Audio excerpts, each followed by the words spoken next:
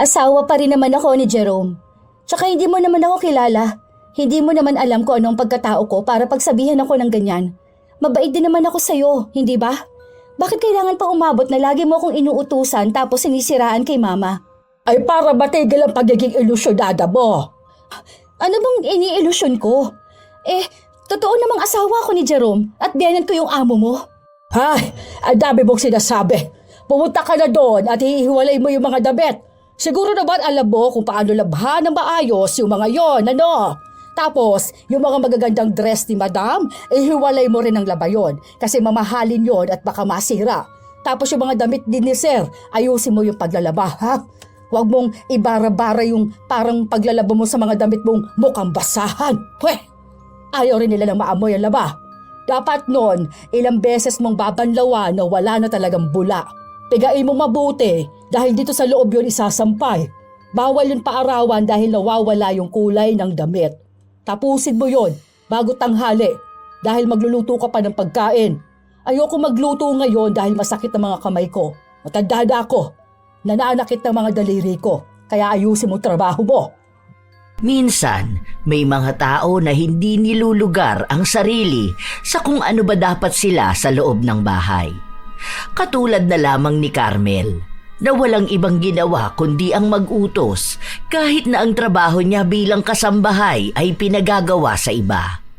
Ano kayang malupit na kaparusahan ang nababagay na maipataw sa palautos na kasambahay? Nakakahiya nga po, ma. Dapat nga po sa bahay na lang po ako. Ano ka ba naman? Ang anak ko rin naman ang nagsabi na mas maganda kung magkasama tayong dalawa. Hindi ka pa rin ba sanay sa akin? Huwag ka mag-alala. Hindi naman ako masamang biyenan. Hindi naman po sa ganoon, ma.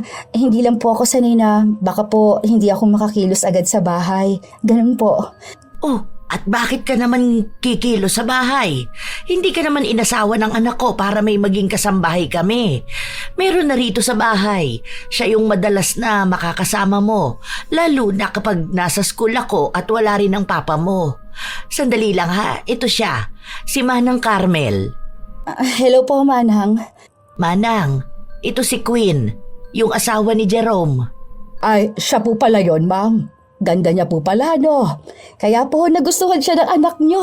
Hindi kasi ako nakapunta nung kasal niyo. Gawa nga na umuwi ako sa probinsya namin dahil nagkasakit yung anak ko. Dito na muna siya titira hanggat wala pa si Jerome. Mga 3 years, ano? Yun nga pong sabi niya. Babaraw po nila ng barko yun. Mabait naman niyang si Manang. Masarap din siya magluto. Pwede ka magpaturo sa kanya. Halika, isasama kita sa kwarto mo. Ito yung kwarto no ni Jerome. Hindi pala kayo nakapunta rito noon, ano? Halika, may ipapakita ko sa'yo. Mabait ang biyenan ko, Lola Telang. Hindi siya sobrang yaman, pero masasabi po na nakakaangat sila sa buhay. Nagtatrabaho sa barko ang asawa ko na bunsong anak nila. 2 lang ang anak nila. Ang panganay na nasa malayong lugar kasama ang pamilya nito. Ang asawa naman ni Mama Marjorie may negosyo at madalas nawala sa bahay dahil kung saan-saan nagpupunta. Ang biyenan ko naman po, nagtuturo siya sa isang sikat na kolehiyo. Katulad nga ng sabi ng biyenan ko, laging kami lang ng kasambahay nila na si Manang Carmel ang madalas na naiiwan sa bahay. Maaga kasing umaalis si Mama, tapos gabi na rin siyang umuuwi. Maayos naman nung una. Hanggang sa ang dami ng tinatanong sa akin ni Manang Carmel. Bale hindi ka nakapagtapos ng college. Hanggang 2nd year lang po ako. Oy, paano mo naman nakilala si Sir Jerome? Nag-work po ako noon bilang tourist guide tapos po isa siya sa mga turista. Tapos niligawan ka na niya at sinagot mo na siya kasi alam mong makakaangat ka na sa buhay kapag siya ang naging asawa mo. Po? Hindi naman po sa ganoon, Manang. Bali, naging magkaibigan muna kami. Hindi ko naman po alam na mayaman sila eh. Ang sabi niya lang sa akin na nagtatrabaho siya sa dagat. Akala ko noon mangingisda siya. Tapos nakilala ko lang yung parents niya nung ikakasal na po kami. Oy, bakit para namang ang bilis yung magpakasal? Bakit? May tinatakasan ka ba? Wala naman po. Siya po yung may gustong maikasal agad kami. Jesus! Alam ko na yung ganyan na gawain ng mga oportunistang taga-probinsya.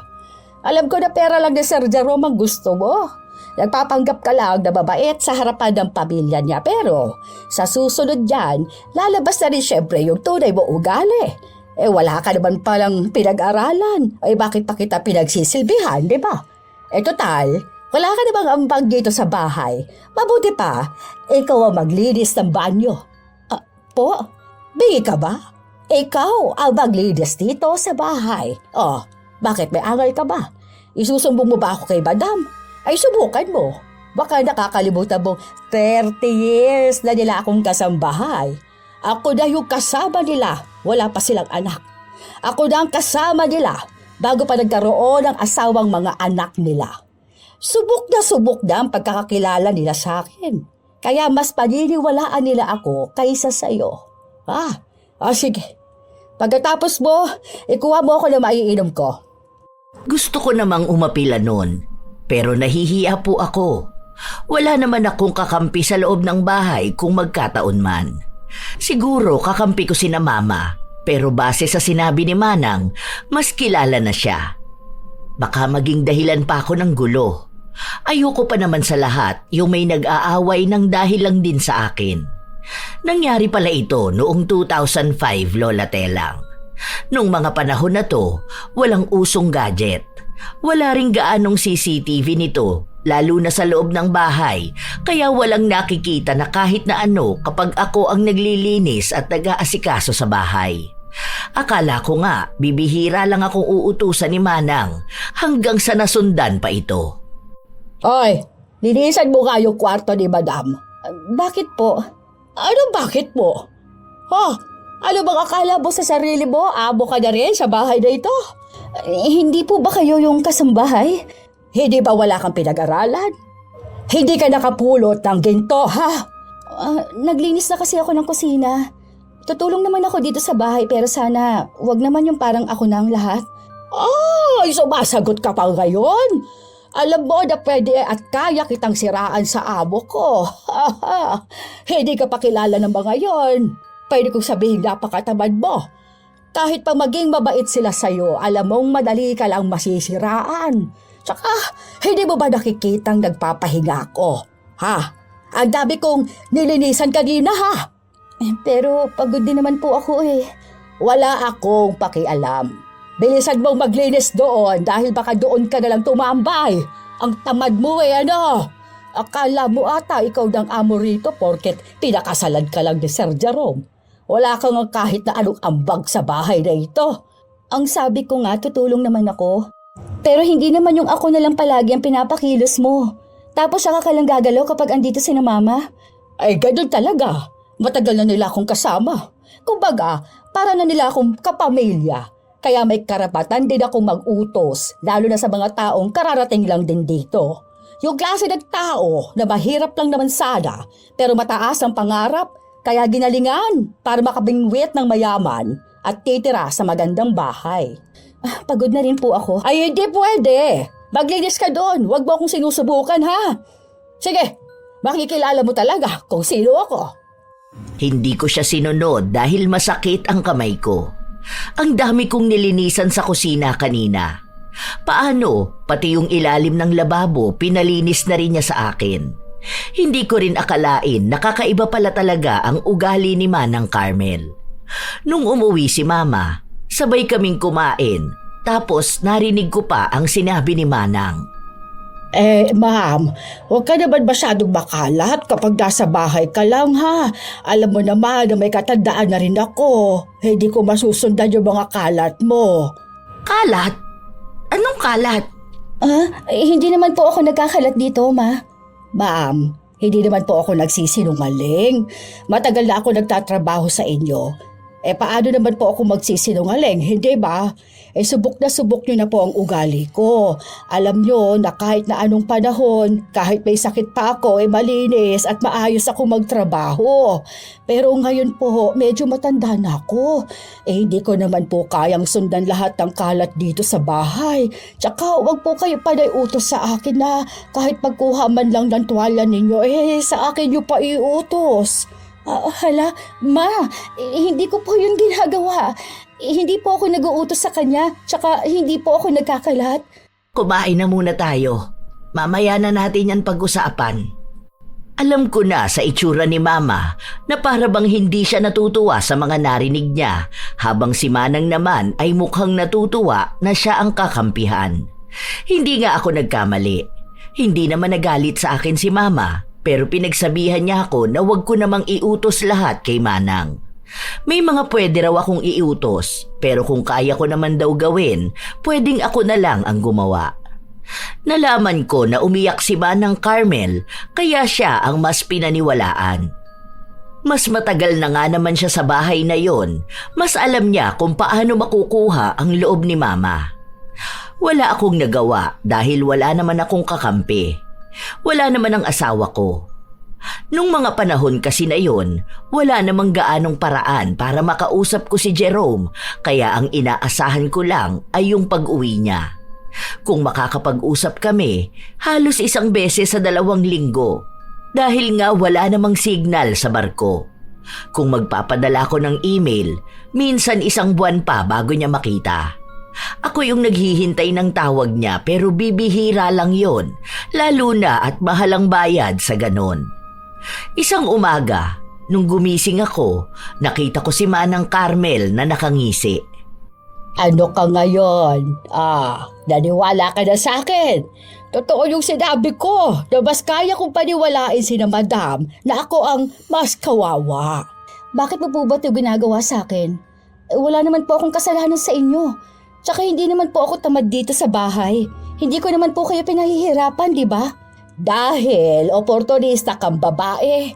Ay, ginagamit mo lang yung ganda mo para kunwari matino kang babae. Tapos kukunin mo lang ang loob nila para magkaroon ka ng pera. Ganon naman yun, hindi ba?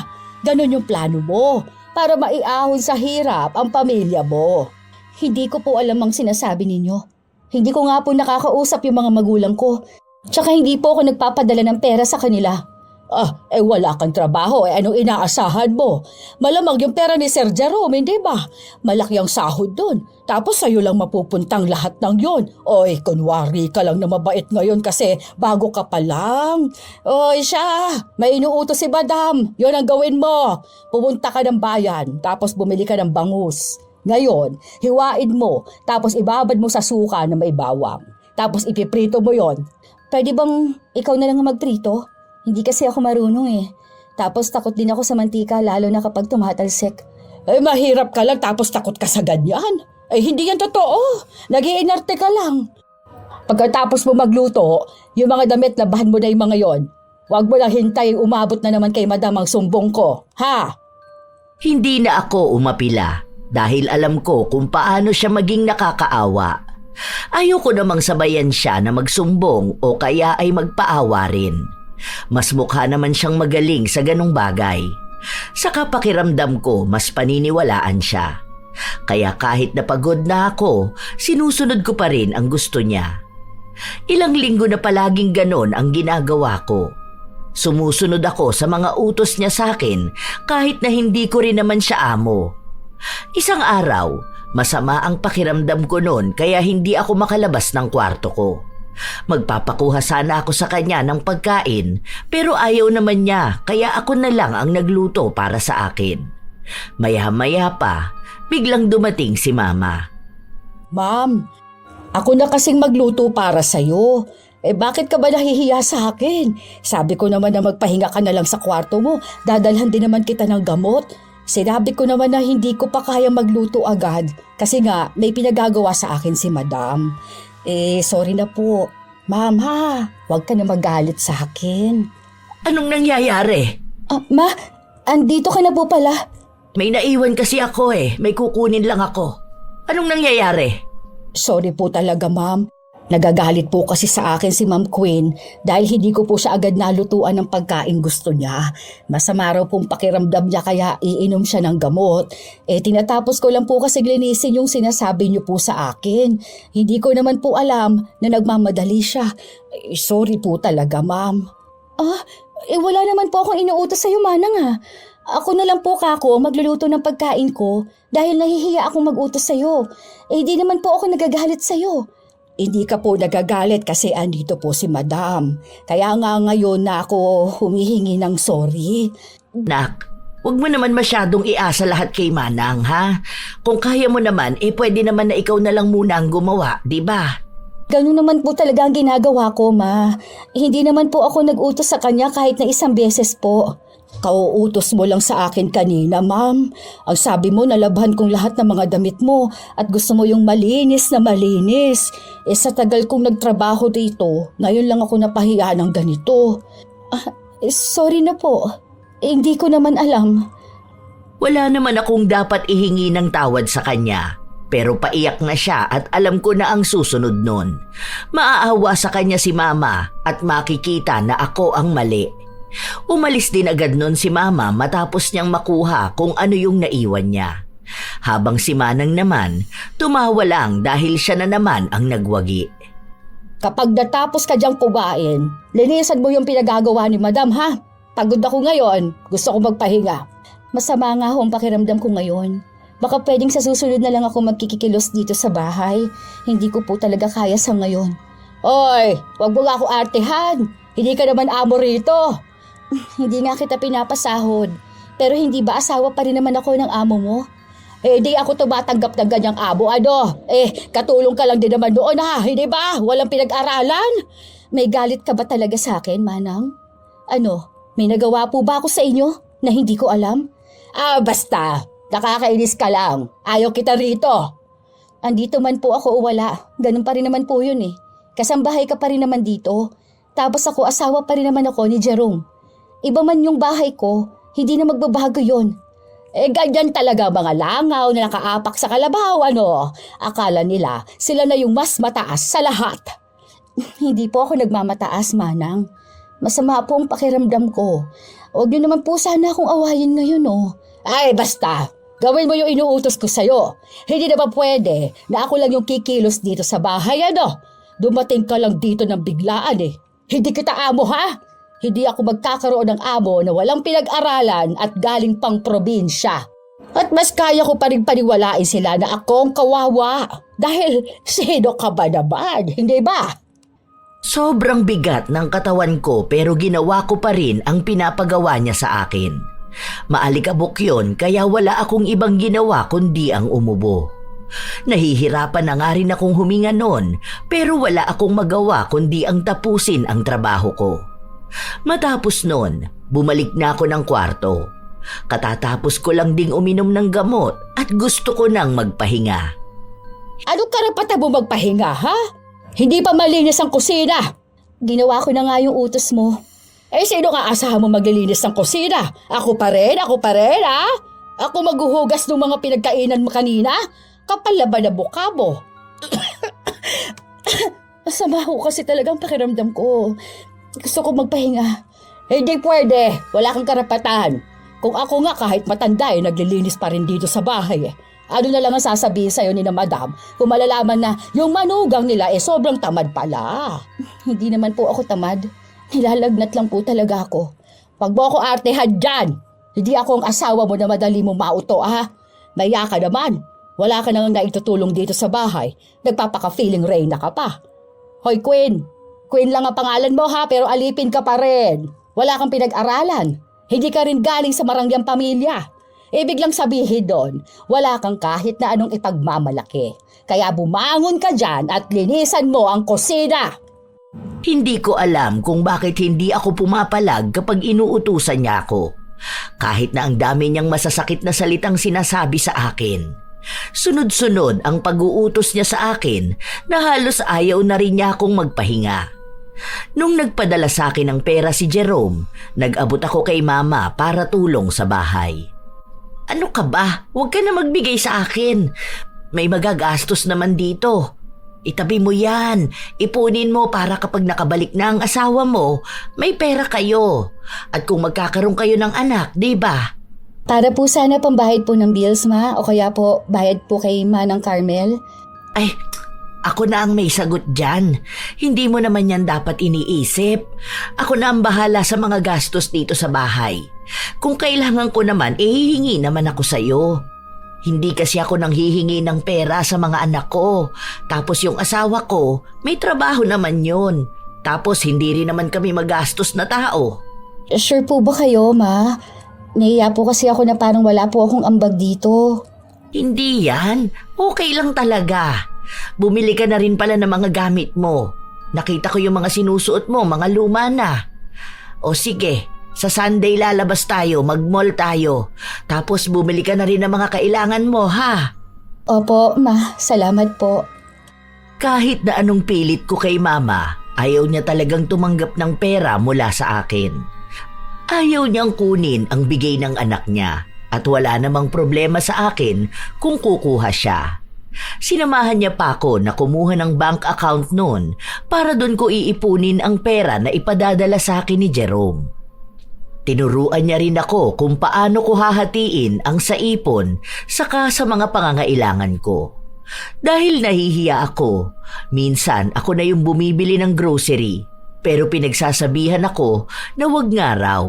Hindi naman daw ako malaking pabigat sa kanila para ako pa ang gumastos ng pagkain ko.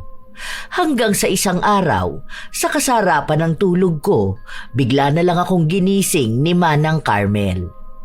Ano akala mo? Pwede ka na ba tulog hanggang ganitong oras? Huwag kang tatamad-tamad riyan. Bumangon ka. Bakit po, Manang? Anong bakit? Baka nakakalimutan mo magkukuskus ka pa ng banyo. Tapos magtatapon ka pa ng basura at maglilinis ng likod ng bahay. Hindi ko ho kaya lahat niyan ngayon. Anong hindi mo gagawin? Ang kapal naman pala ng pagbumukha mo, ano? Tatanggi ka pa talaga? Wala kang ambag dito? Nagbibigay ako ng ambag. Ayaw naman ni Mama.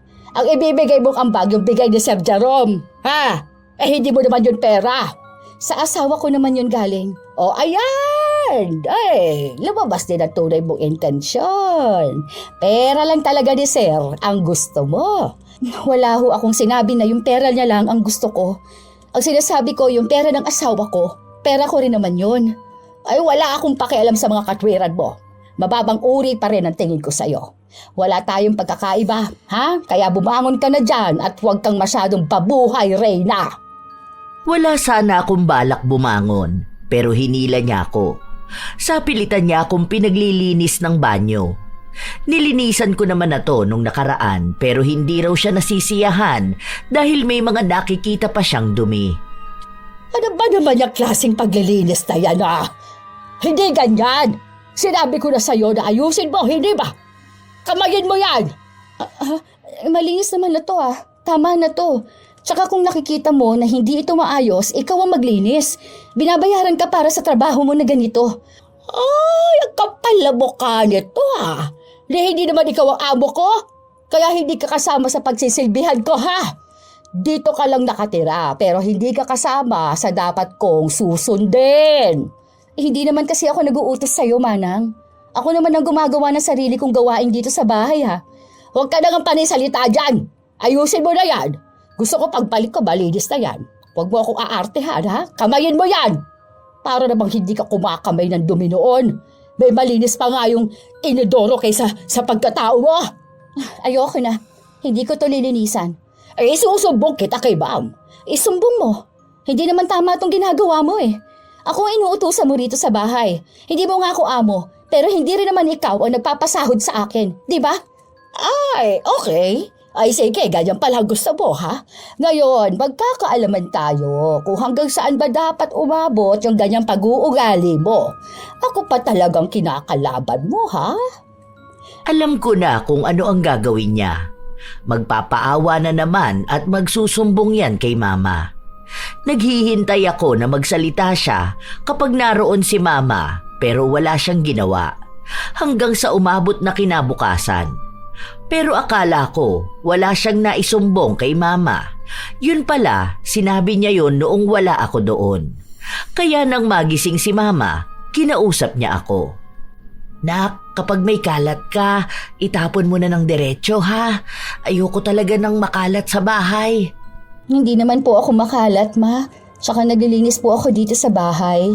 May nakita kasi ako mga nakakalat na napkin sa banyo. Ayoko ng ganon. Pinalinis ko na kay Manang. Ang sabi niya, iyo raw yun. Kasi hindi naman siya nagbabanyo doon Tayo lang naman.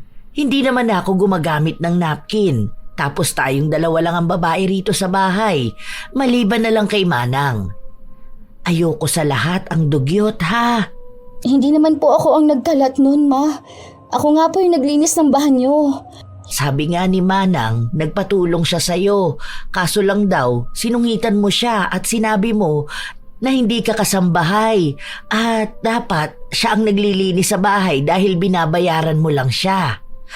Nak, sa totoo lang, ayoko naman sabihin sa'yo to, no? Kasi matagal na talaga namin kakilala si Manang Carmel. Mabait yon at maaasahan. Ngayon lang siya nagkaroon ng reklamo na ganito Huwag mo naman sanang pagsalitaan ng hindi maganda ang matanda, ha? Hindi ko naman po talaga yung pinagsasalitaan ng hindi maganda, Ma. Tumutulong po talaga ako dito sa banyo. Yun na nga ang sabi ko sa kanya. Naturuan ka na lang niya ng mga basic lang ba? Hindi mo naman kailangan yung buong bahay talaga ang lilinisan mo Yung mga bagay na pwede mo lang namang gawin. O kaya, kung ayaw mong maglinis, huwag ka na lang magkalat, ha? Yun lang naman. Opo, Ma. Sorry po. Hindi na po mauulit. Mabait naman yun si Manang Carmel. Pero huwag mo naman sana samantalahin, ha? Kasama na namin ng matagal na panahon yun. Hindi na kami kumuha ng ibang kasambahay kasi subok na namin na mapagkakatiwalaan at maaasahan. Baka kasundo mo rin siya.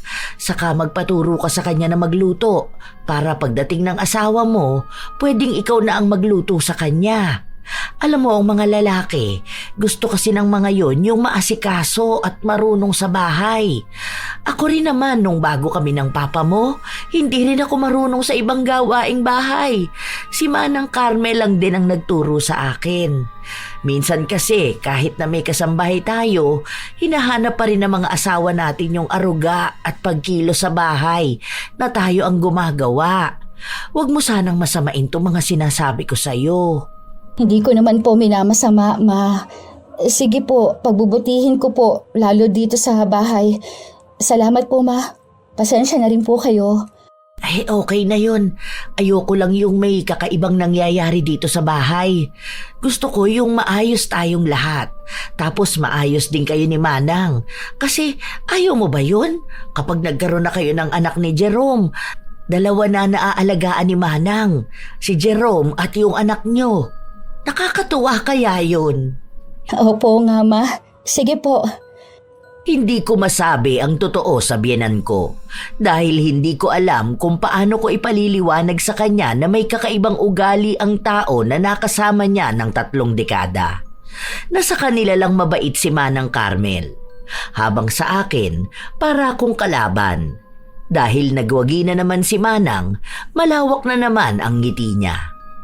O Ardo, pinaniwalaan ka ba? Sabi ko na ba sa'yo, hindi sila maniniwala sa'yo dahil ako pa rin yung iniisip nilang tama. Kasi ako yung nakasama nila na matagal. Ikaw, wala ka pang 1 taon dito. Hindi pa nila alam kung totoong mapagkakatiwalaan ka ba o hindi. Kaya wag mo na akong suwayin kapag inuutusan kita.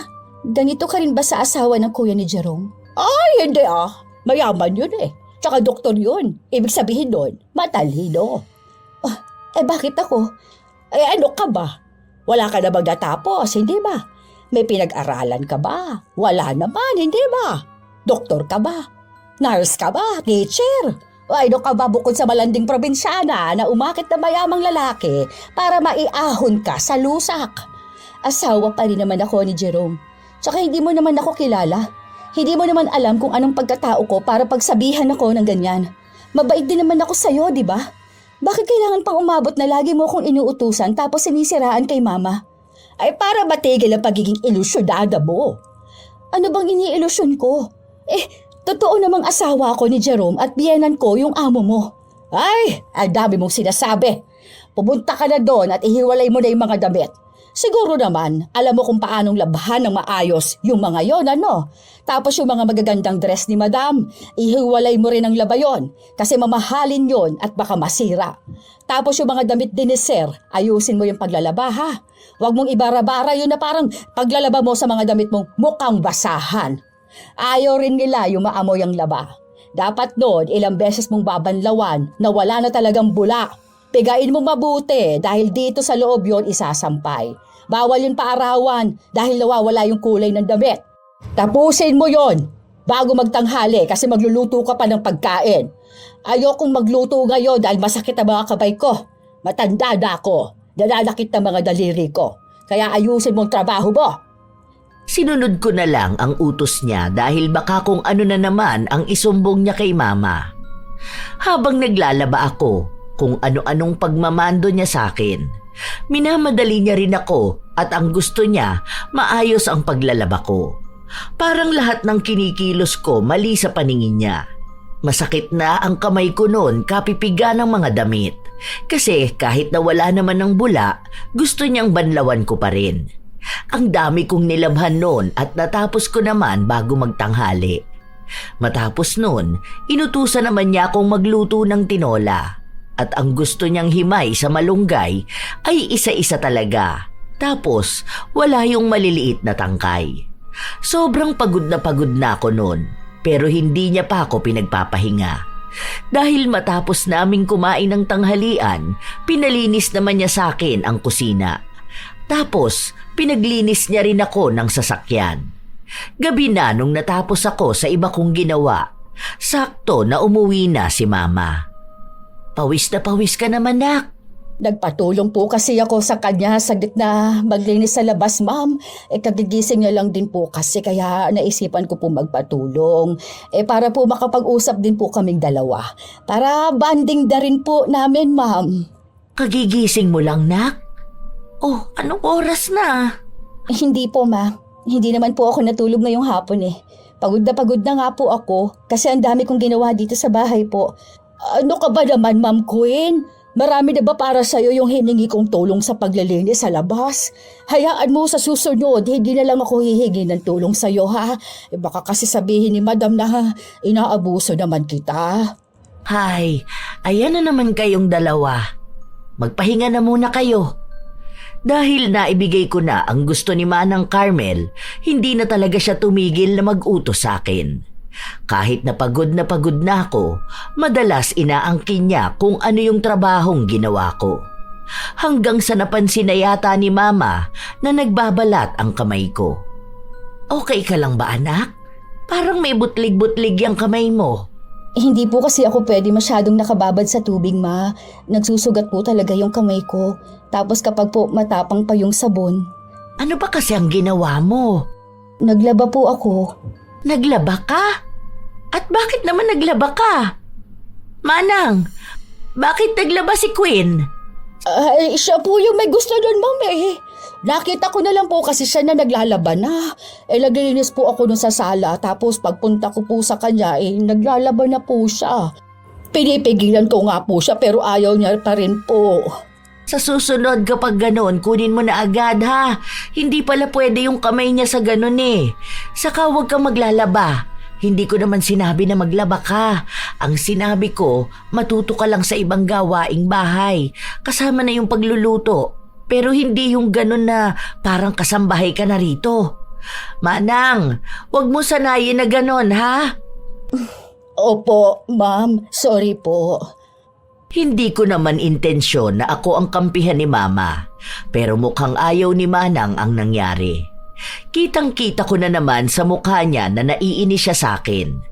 Wala naman akong ibang ginawa sa kanya.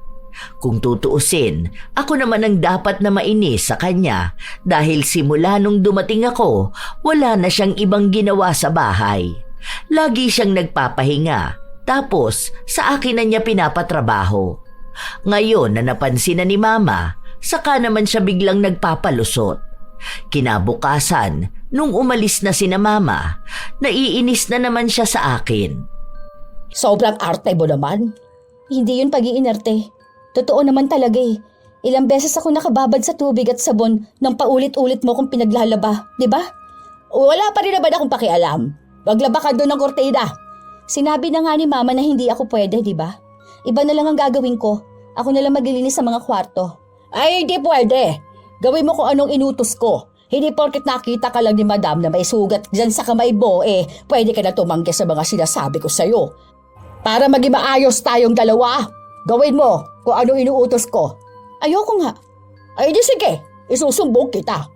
Isumbong mo ko. Ano ba? Bitiwan mo nga ako? Aray! Nasasaktan ako! Ano ba?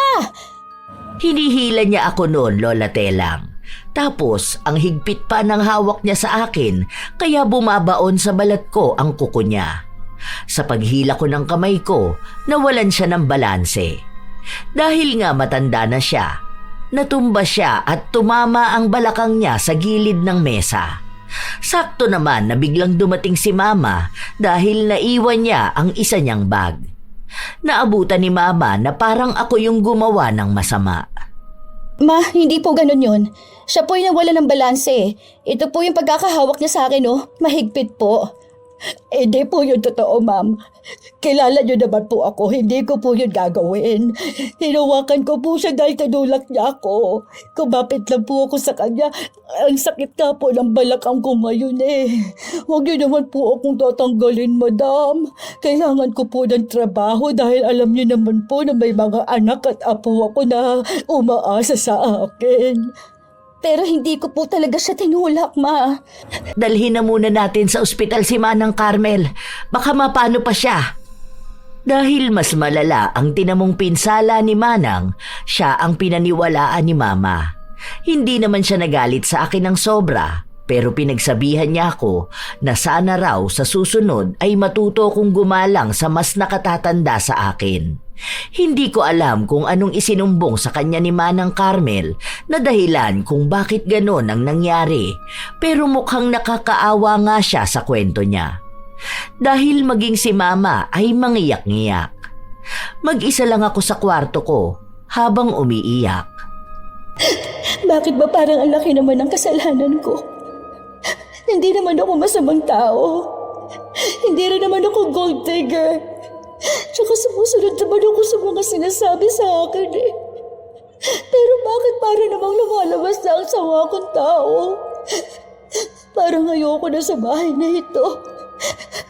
Pero nandito kasi sina Mama at mabait naman sila sa akin. Hindi ko naman pwedeng paalisin si Manang Carmel. Umiiyak na lang akong mag-isa sa kwarto ko, Lola Telang. Para bang gusto ko na lang lumipas na yung taon para umuwi na ang asawa ko. Ang pangako niya kasi sa akin, kapag umuwi na siya, lilipat na kami ng bahay, tapos bubuo na kami ng sarili naming pamilya. Magkakaroon na kami ng anak. Parang mabilis lang naman ang 3 taon, pero ang tagal kapag nandito ako sa bahay at kasama ko si Manang Carmel. Kahit na magsumbong ako, parang hindi naman yon ang pinakikinggan dahil mas nakakaawa siya dahil nga matanda na siya. Tapos, kilala na siya ng mga tao rito sa bahay. Lalo na yung kwento niya tungkol sa mga anak niya at lalo na sa mga apo niya. Saka hindi lang basta kasambahay ang tingin sa kanya, kundi kapamilya na. Ilang araw pa ang lumipas, hindi gaanong makakilos si Manang Carmel, kaya ako ang kumikilos sa bahay. Kuha mo nga ako ng tubig. Meron na. Gusto ko yung malamig. Kanina sabi mo yung walang yelo kasi iinom ka ng gamot. Bakit ba ikaw pa yung mas may alam sa gusto ko? Tapos yung mga bedyas ko pala, palabahan ko ha?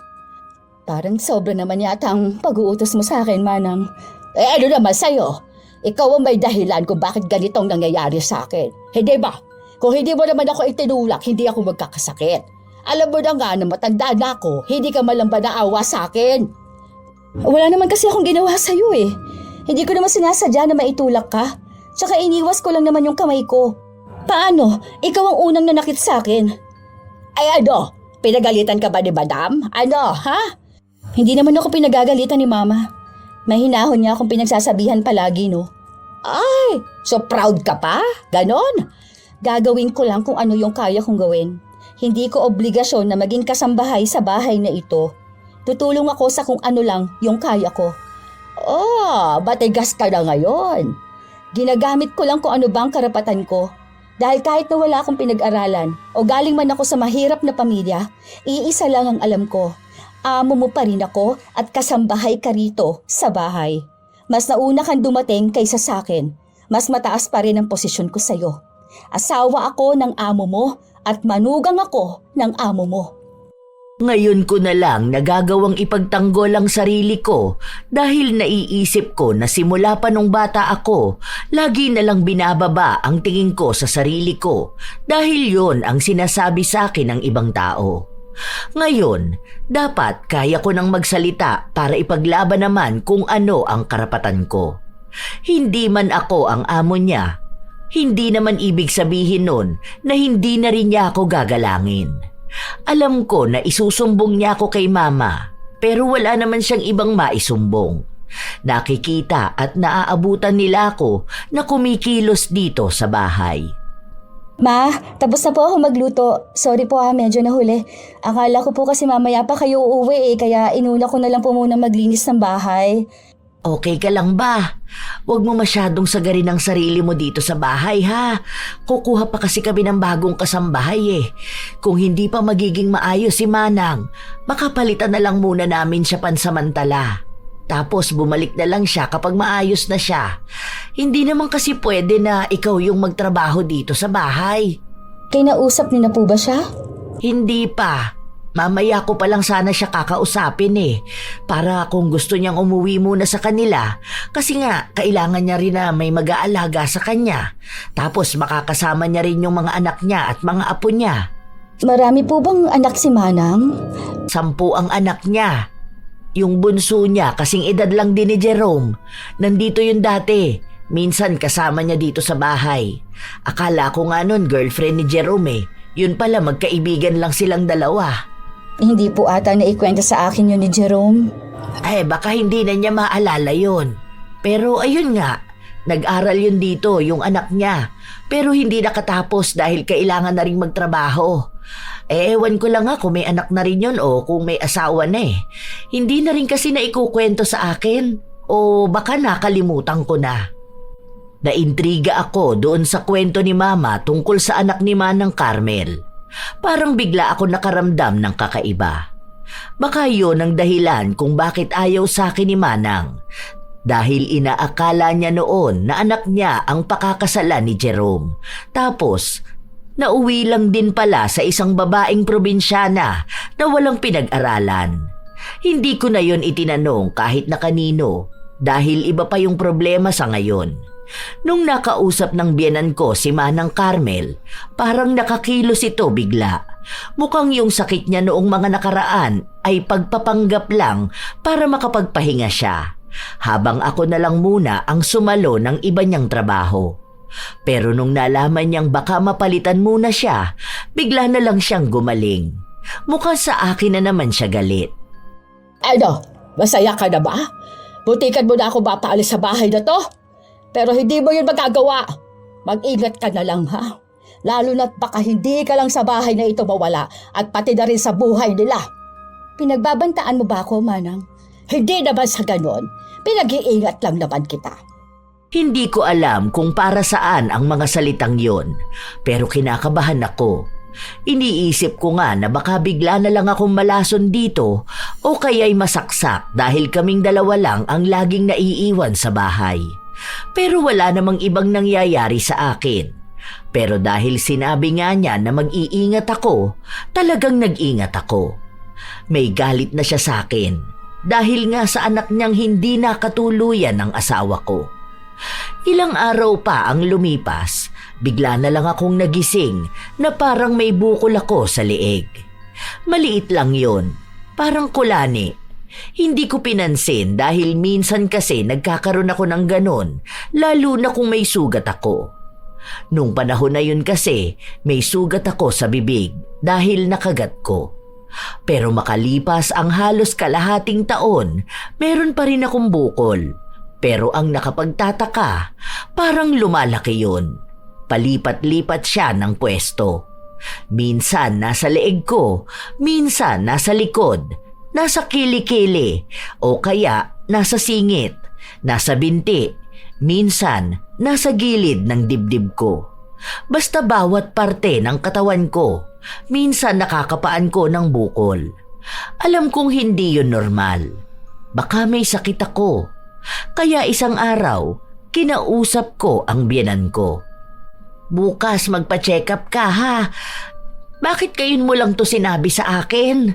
Ikaw talagang bata ka. Dapat kapag may nararamdaman ka na, nagsasabi ka na kaagad. Baka mamaya lumala pa yan. Akala ko po kasi simpleng buko lang yun eh. Para pong kulani lang, ganun. Minsan talaga akala natin simple lang yung sakit natin eh.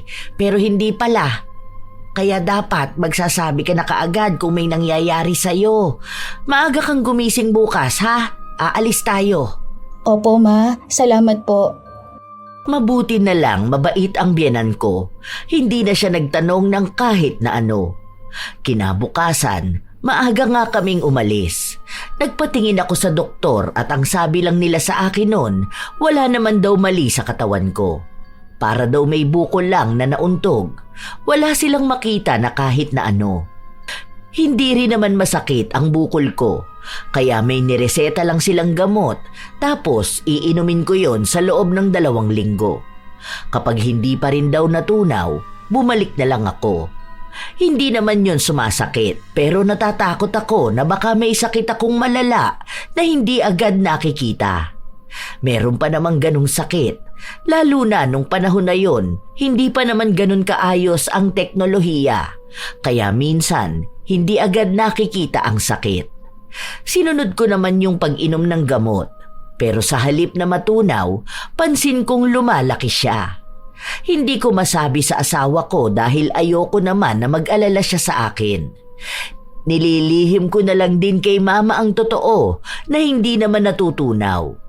Hanggang sa isang araw, nasa harapan ako ng salamin at tinitingnan ko ang leeg ko at andon pa rin ang bukol.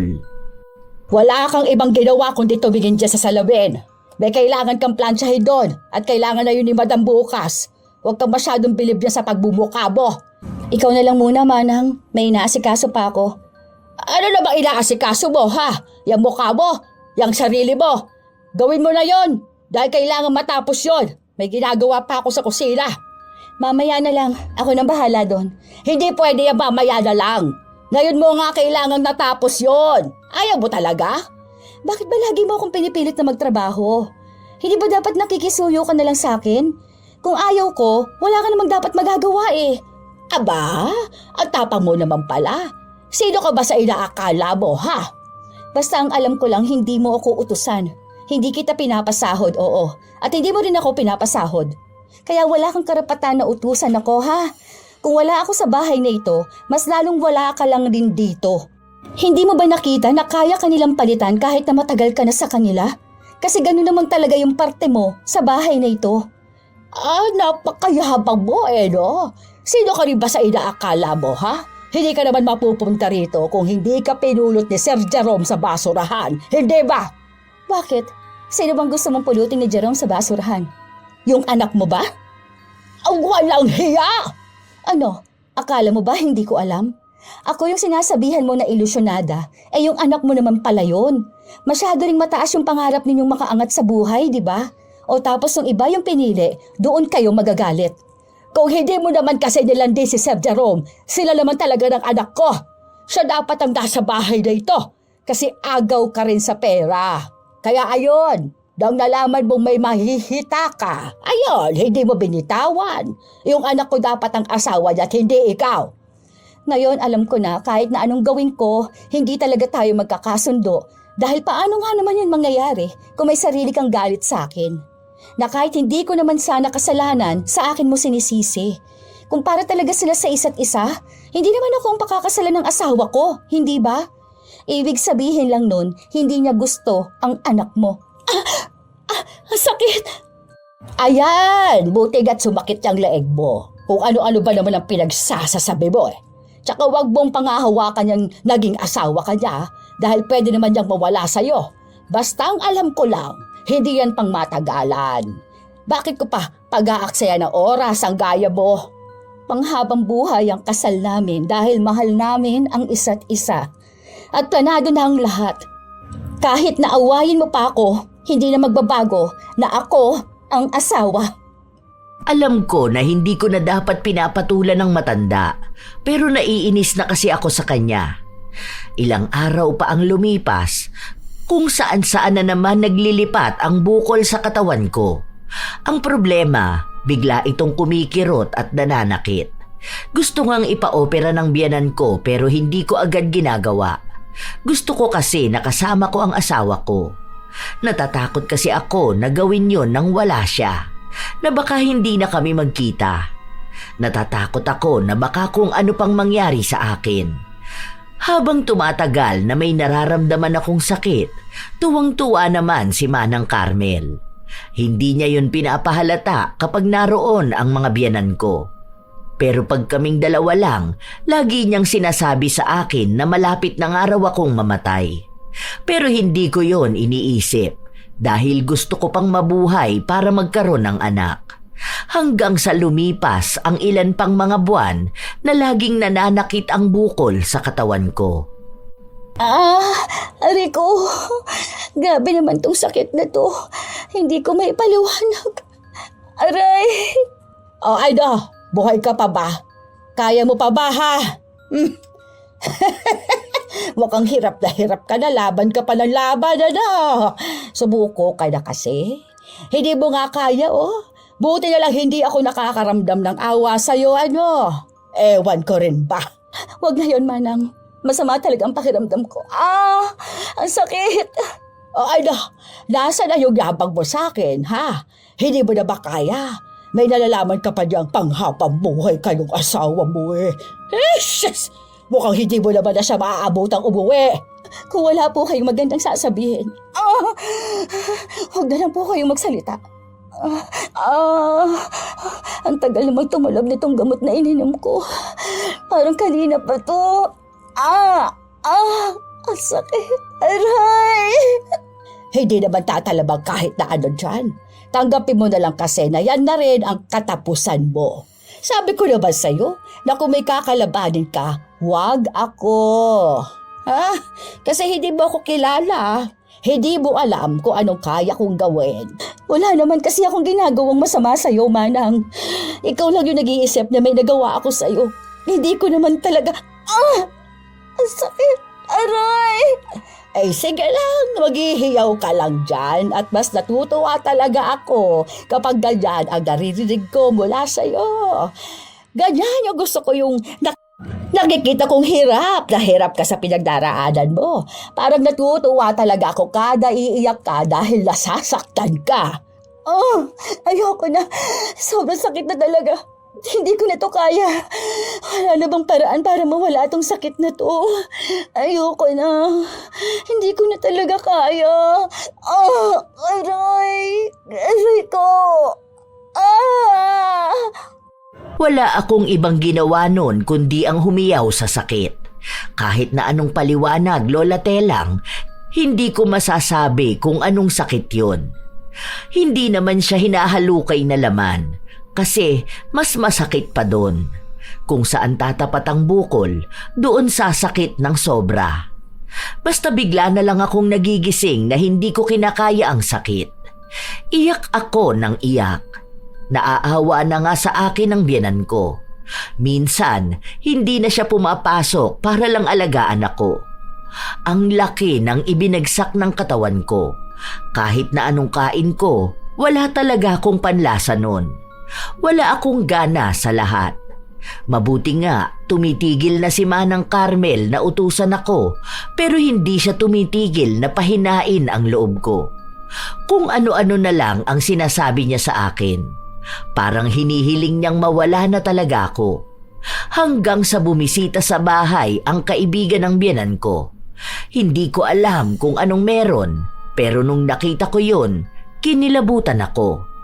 Tapos, nalaman ko na lang na parang may kakayahan yun manggamot nung sinabi sa akin ni Mama. Kinikilabutan ako, nak. Tingnan mo nagtataasan ang mga balahibo ko. Bakit po, Ma? Ano pong meron? Sinabi niya na binabarang ka raw. Kinikilabutan talaga ako. Ay, grabe. Hindi ko kinakaya yung mga sinabi niya sa akin. Takot na takot din ako. Po? Ano pong ibig niyo sabihin? Yung barang na talagang may ritual? Kinabahan naman po ako sa sinabi niyo, Ma. Naalala ko po yung mga kwento sa probinsya namin. Oo, nak. May kakayahan kasi yun eh. Unang kita niya pa lang daw sa'yo, alam na niyang may kakaiba. Lalo na nung nahawakan ka niya. Naniniwala ako ron kasi yun din yung gumamot dun sa nanay ng katrabaho ko eh. Grabe naman, sino naman ang babarang sa'yo? Kaya nga hindi ko muna siya pinaalis eh. Ang sabi ko sa kanya, gamutin ka na muna niya. Ang sabi niya, ganun na nga raw ang gagawin niya mamaya. Andun siya sa kabilang kwarto, parang nagre-ritual din siya doon. Kaya po ba may bukol ako na palipat-lipat sa katawan? Nakakatakot naman po. Grabe naman yung galit ng tao na yun sa akin para maisipan niyang gawin to. Wala naman po akong maalalang nakaaway ko, Ma. Kasi hindi naman po ako lumalabas ng bahay. Malalaman po kaya niya kung sinong gumawa nito sa akin. Hindi ko alam eh. Pero parang may clue siyang ibibigay, ganon. Ewan ko rin. Mamaya malalaman din naman natin yun. Hindi ko na kasi alam kung ano yung ginawa niya noon eh. Pero natatakot talaga ako. Kasi bakit naman biglaan na may ganyang nangyayari? Tapos parang ikaw pa talaga yung naging punteriya, di ba? Nung sinabi sa akin yun ni Mama, may tao na talagang pumasok sa utak ko. Si Manang Carmel. Ayoko pang maniwala pero yun na ang sinasabi ng kutob ko. Lalo na pumapasok at bumabalik sa utak ko yung mga pinagsasabi niya sa akin. Lalo na nung pinag-iingat niya ako. Alam ko naman na galit siya sa akin dahil nga ako ang napangasawa ni Jerome at hindi ang anak niya.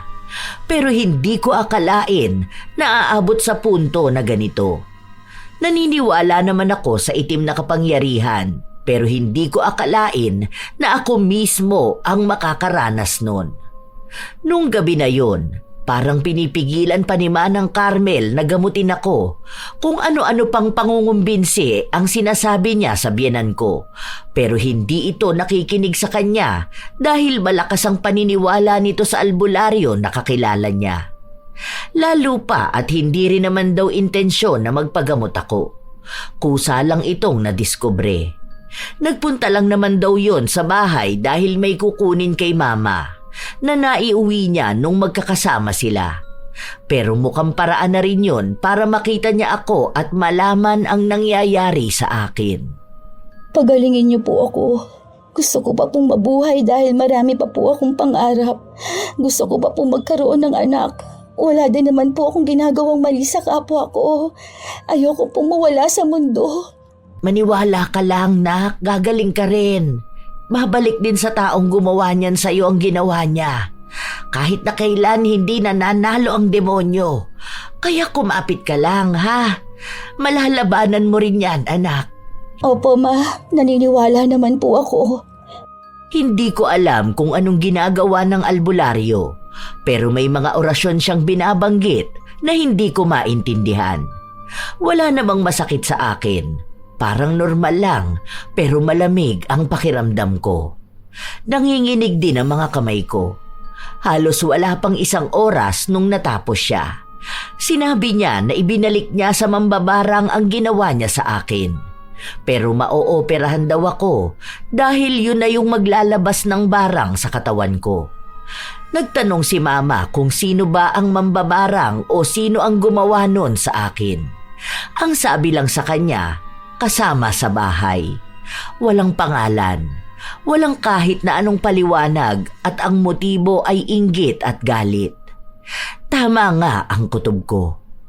Kasama natin sa bahay. Tayo lang naman ang nandito, anak. Hindi naman magpapabarang ang papa mo dahil hindi nga yun naniniwala sa ganyan. Sa kainggit at galit. Hindi naman ako. Si Manang Carmel? O bakit? Paano naman yun mangyayari? Ang sabi niya rin sa akin, inuunti-unti ka nga raw hanggang sa mamatay. Parang pahirap muna dahil ayaw na biglaan. Parang grabe yung galit kung ganon, hindi pa? Ma, may aaminin po ako sa inyo. Natatakot lang po talaga akong magsalita sa inyo dahil alam ko pong mahihirapan din po kayong tumimbang kung totoo po ba ang sinasabi ko. Pero ito po, totoo po talaga ito, Ma. Ano yun? Hindi po kami maayos ni Manang Carmel. Noong una po, kinakaya ko pa yung panay-utos niya sa akin. Kasi po nahihiya din ako na magsumbong sa inyo. Lalo na lagi niyang sinasabi sa akin na bago lang ako at mas kilala niyo po siya.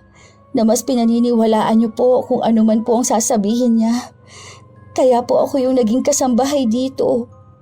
Tapos yung mga sumbong niya sa inyo, hindi po yung totoo, Ma. Galit po siya sa akin dahil akong naging asawa ni Jerome at hindi po ang anak niya. Kasi po kung hindi raw po ako nakilala ng asawa ko, wala naman daw pong problema sa kanila. Ay, sorry kung hindi ko inalam ang totoo. Hindi niyo naman po nakasalanan, Ma. Kasi po kayo rin po nagkaroon ng tiwala sa kanya. Kasi nga po matagal niyo na siyang kasama. Hindi ko lang po alam bakit kailangan pang umabot sa ganito na ipababarang pa ako. Hayaan mo, ako na ang gagawa ng paraan para maging maayos ka na rito sa bahay. Natatakot na nga po ako kay Manang Carmel. Parang hindi ko na po kayang tumingin sa kanya. Na baka bigla na naman po niyang ulitin kung ano yung ginawa niya sa akin. Huwag kang mag-alala, magkakampi tayo. Kakampi rin natin ang Diyos. At sabi ko nga na kahit na kailan hindi matatalo ng demonyo ang Diyos. Kaya wala kang dapat na ikatakot. Ako na ang bahala magpalayas ng demonyo na pinapasok ko sa bahay ko. Hindi ko alam kung anong gagawin ni Mama. Pero malamang ay aalisin niya na si Manang Carmel. Mukhang alam na rin naman niya kung ano yung nalalaman namin. Hindi ko alam kung paano kumuha ng tamang pagkakataon si Mama para makausap si Manang Carmel. Naroon pa nga ako nung ginawa yun ni Mama. Para siguro marinig ko rin ang mga sasabihin sa kanya o kaya ay makapagbigay ako ng saloobin ko. Ma'am, huwag naman pong ganun maayos naman po ako sa inyo, hindi ba? Hindi naman po ako gumawa ng kahit na anong kalokohan. Kung may isinumbong man po ang asawa ng anak mo, wala po yung katotohanan. Mas kilala niyo po ako. Ilang taon po akong nagtrabaho sa inyo, di ba? Lahat po ng problema ninyo kasama niyo ako. Yun na nga, kaya masama talaga ang loob ko sa mga pinaggagawa mo. Nagsisinungaling po talaga yung si Queen. Bakit ako na naman? Wala naman akong sinasabi Maawa ka na ba sa akin, ma'am? Kararating mo lang dito. Ako yung lagi mong nakakasama at tumutulong sa'yo tapos kukumbisihin mo pa si madam na paalisin ako. Itong usapan natin para sa ating dalawa lang. Nakausap ko na ang asawa ko at ang sabi niya ako na ang magdesisyon kung ano ang mangyayari sa'yo. Kaya pasensya ka na. Kailangan na kitang tanggalin sa trabaho mo. Salamat na lang sa ilang taon nating pinagsamahan, pero tapos na ito. Hanggang dito na lang ang oras mo sa pamamahay ko. Ma'am, ano po ba gusto ninyong gawin ko? Luluhod po ako sa harapan niyo, wag niyo lang po akong tanggalin sa trabaho. Kailangan po ako ng pamilya ko. Hindi po pwedeng mawalan ako ng trabaho, ma'am.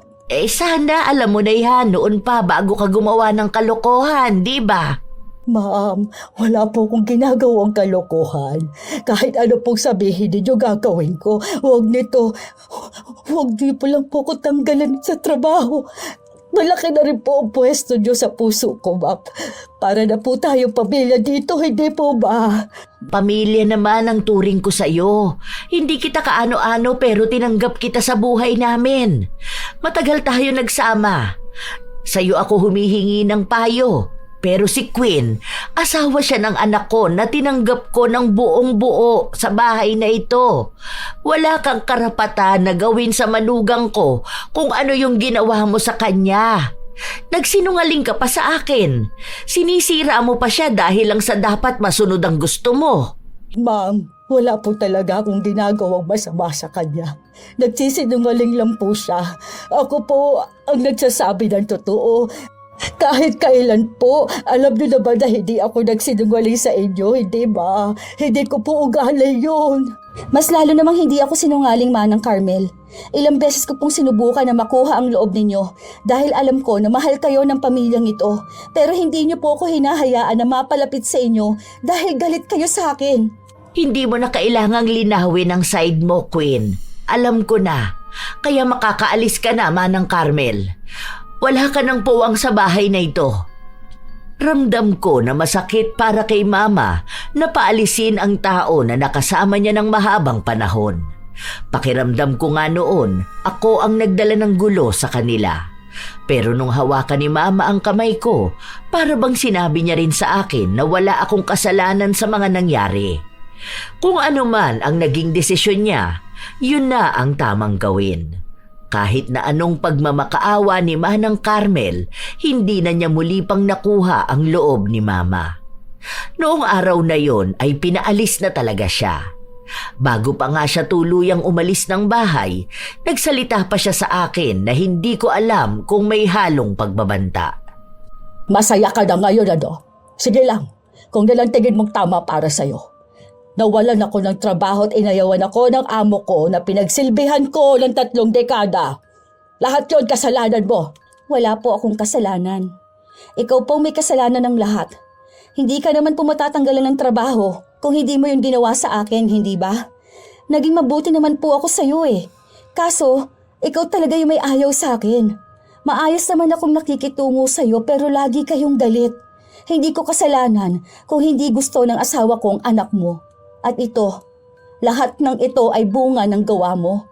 Kaya wala kang ibang dapat nasisihin kundi ang sarili mo. Mas lalong wala akong ibang ginagawa. Umalis ka na lang, Manang, bago pa ako tumawag ng pulis. Wag ka na rin babalik dito. Pinuputol ko na ang kahit na anong ugnayan nating dalawa. Ngayon, alam ko na kung bakit si Queen ang pinili ng anak ko at hindi ang anak mo. Dahil hindi ko rin matatanggap na magkaroon ng balae na kasing sama mo. Hindi ko lang akalain na kaya mong magawa yon. Na sa tagal nating magkasama, hindi pa pala talaga kita kilala. Hindi ko alam na may isa pala akong kasama na sumasamba sa demonyo. Hindi na nakapagsalita pa noon si Manang Carmel dahil kusa na rin siyang umalis. Sa totoo lang, naaawa naman ako sa kanya. Pero wala naman akong ibang magagawa dahil gumawa na siya ng masama sa kapwa niya. Saka sinamaman na rin naman ang nagdesisyon na paalisin siya. Makalipas ang ilang linggo, nagkaroon ako ng operasyon sa paa ko. Tinanggal yung maliit na bukol. Habang nagpapagaling ako, may kasambahay na bago na tumutulong sa akin. Mabait naman yun at mukhang mas matanda lang sa akin ng 5 taon. Ano na, kumusta na ang paa mo? Maayos naman na po, Ma. Medyo pagaling na rin po. Kumusta naman ang bagong kasambahay? Tingin mo hindi naman siguro yun mangkukulam, ano? Mukhang hindi naman po dahil ang bait niya po eh. Tsaka maayos naman po siya kausap. Lagi ko nga po siya naririnig na nagdarasal. Siguro naman po may takot siya sa Diyos. Ay, mabuti naman, ano? Alam mo, ganyang edad din nung si Manang Carmel nung namasukan siya sa amin. Mukhang yan ang version nyo. Kung magiging maayos man siyang bagong kasambahay. May naging balita po ba kayo kay Manang Carmel? Nung nakaraan may nabalitaan ako. Parang hindi ata siya umuwi ng probinsya nila eh. May bago siyang pinapasukan dito. Kasi may sakit daw siya. May mga bukol daw sa katawan niya. Bigla ko na lang naalala yung sayo. Hindi ba ganun din yun noon? Binalik daw po ba yung barang? Yun ang sabi sa akin. Hindi ko rin alam kung sa paanong paraan pero mukhang yun na nga yung nararamdaman niya ngayon. Kawawa naman po pala siya, no? Oo, pero kasi yun din naman ang ginawa niya sa'yo, di ba? Kung ano talaga ang mali mong ginawa sa kapwa mo, yun din naman ang maling babalik sa'yo. O di ba? Yun na nga ang tinatawag nilang karma. Naawa lang din po kasi ako dahil may mga anak siya at apo na sa kanya umaasa. Sana hindi na lang po kasi niya dapat ginawa yung ganun eh. Sana naging maayos na lang po siya. Kasi sa akin lang naman po siya galit eh. Sa inyo naman po maayos siya. Kaya nga po tumagal siya, hindi ba? 3 dekada po yun. Ay kaso nga, yung pinili niyang kasalanan. Ayoko sa lahat yung mga tao na lumalapit sa itim na kapangyarihan. Kasi para na rin nilang isinanla sa demonyo ang kaluluwa nila eh. Hayaan na lang natin, huwag na natin pag-usapan. Ang mahalaga, maayos ka na. Ang daming nangyari tapos hindi pa rin kayo nagkikita ng asawa mo. Ang dami niyong pag-uusapan yan. Kaya nga po eh. Hindi ko naman maikwento kapag magkausap kami kasi saglit lang talaga ang usapan namin eh. Hindi na nga po ako makapaghintay na makita siya. Parang buong taon na magkasama kami. Yun na lang ang magiging topic namin. Basta huwag kakalimutan ng apo ko, ha? Bigyan agad ako ng apo. Halos 1 buwan din ang tinagal bago gumaling ang paa ko mula sa operasyon. Sa mga sumunod na taon, kasama pa rin naman yung kasambahay na pumalit kay Manang Carmel. Dahil wala namang social media nung panahon na yon, wala na akong ibang naging balita pa kay Manang Carmel. Hindi ko na alam kung buhay pa ba siya o kung ano na ang lagay niya habang pinagdurusahan niya ang balik ng ginawa niya. Basta ang sabi lang sa akin ni Mama, pagtuunan ko na lang ng pansin ang buhay ko at ang pamilya na bubuuin namin ni Jerome. Sa taong kasalukuyan, may naging 4 kaming anak na malalaki na ngayon at ang nakakatuwa, yung kasambahay namin noon, siya pa rin ang kasambahay namin ngayon. Masaya siyang kasama at maayos naman. Pati mga anak ko ay kasundo niya. Ang pagkakaiba lang ng nangyari kay Manang Carmel, wala siyang anak na ipagpipilitan sa mga anak ko, kaya walang magiging gulo. Hanggang dito na lang po ang kwento ko, Lola Telang. Maraming salamat po. Minsan talaga may mga kasambahay na makakasama mo ng matagal at meron ding bibiguin ka. May mga taong papasok sa tahanan na may dalang malasakit, katapatan at paggalang. Pero minsan, sa paglipas ng panahon ay may nagbabago. Ginagamit pa nila ang tagal ng samahan para lang makapaminsala ng iba. Hindi lahat ng matagal na sa trabaho ay nangangahulugang tama ang asal. Hindi rin lahat ng tahimik ay mahina at hindi lahat ng umiimik ay bastos. Minsan, ang pananahimik ay bunga ng takot at ang pagiging mabait ay napagkakamalang kahinaan. Sa loob ng isang tahanan, madaling mabuo ang maling akala kapag iisa lamang ang pinakikinggan at doon nagsisimula ang panlilinlang at pang-aapi. Sa pagtanggap ng kasambahay, mahalagang hindi lang husay sa gawa ang tingnan, kundi pati ugali at pakikitungo sa kapwa. Tandaan na lamang natin na ang tunay na halaga ng isang tao ay hindi nasusukat sa tagal ng paninilbihan, kundi sa kabutihang ipinapakita kahit walang nakakakita. Sapagkat ang kasinungalingan, gaano man katagal maitago ay may hangganan, at ang pang-aapi, balang araw, ay babalik sa gumawa nito sa paraang hindi niya inaasahan. Kayo ba mga apo, nakakilala na rin ba kayo ng kasambahay na palautos at siya pa ang unang nang aapi? Ano rin ang inyong opinyon tungkol sa karanasan ni Queen? Maaari nyo yang ibahagi sa amin. Naway nakapaghatid ito ng magandang aral. Shout out sa ilan sa mga masusugid na tagapakinig ng mga istorya ni Lola Telang.